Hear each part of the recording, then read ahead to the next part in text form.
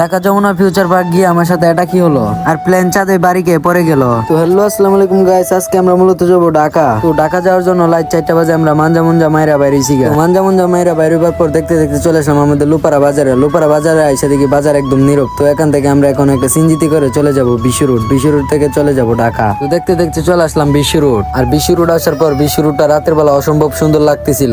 তারপর বিশ্ব রোড আসার পর আমরা বাসের দাঁড়িয়েছিলাম, আর আমার এক বড় ভাই গেছিল টিকিট কাটার জন্য। তো তার অপেক্ষায় আমরা এখানে দাঁড়িয়েছিলাম। তো দেখতে দেখতে বাসও চলে এসেছে, তো বাসের টিকিট কাটাও শেষ। তো এখন আমরা মূলত যাব বাসের ভিতরে। তো চলেন আপনাদেরকে নিয়ে যায়। আর বাসের ভিতর যায় দেখি বাসের ভিতরটা একদম নীল কালার হয়েছিল। আর এদিকে আমার বড় ভাই আপনাদেরকে হাই দিচ্ছিল। তার হাই দেওয়া দেখতে দেখতে আমাদের বাস ছেড়ে দিয়েছে। তো গাইস, আপনাদের কাছে আমি একেবারেই সরি, কারণ ঢাকা যাওয়ার জন্য আমার গলাতে একটু ঠান্ডা লেগে গেছে। তার জন্য আমি জোরে কথা বলতে পারতেছি না, তার জন্য ভয়েস গুলো একটু অন্যরকম লাগতেছে। ভয়েসের কথা বলতে বলতে চলে আসলাম আমাদের ভৈরব ব্রিজে। তো ভৈরব ব্রিজটা রাত্রিবেলা একদম অসম্ভব সুন্দর লাগতেছিল।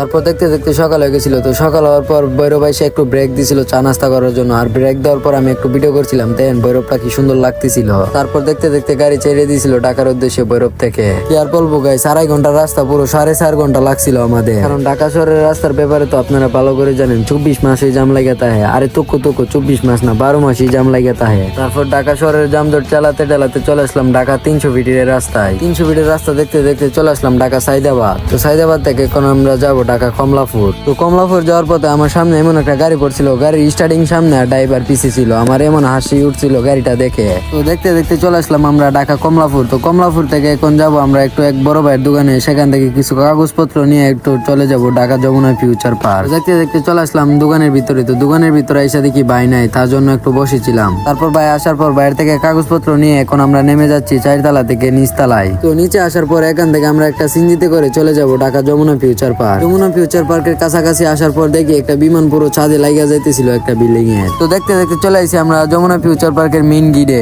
তো এখান থেকে আমরা এখন চলে যাব যমুনা ফিউচার পার্কের ভিতরে। আর যমুনা ফিউচার পার্কের ভিতরে যাই দেখি সৌদি আরব যাওয়ার জন্য হাজার হাজার লোক এসেছে আজকে ফিঙ্গার দিতে।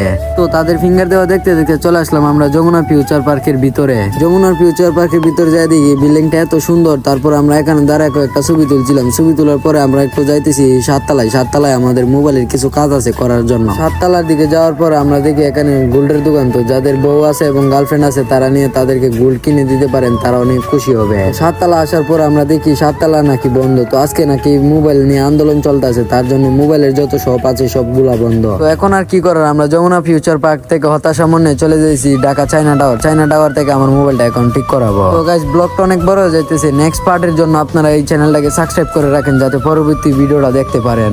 আল্লাহ হাফেজ।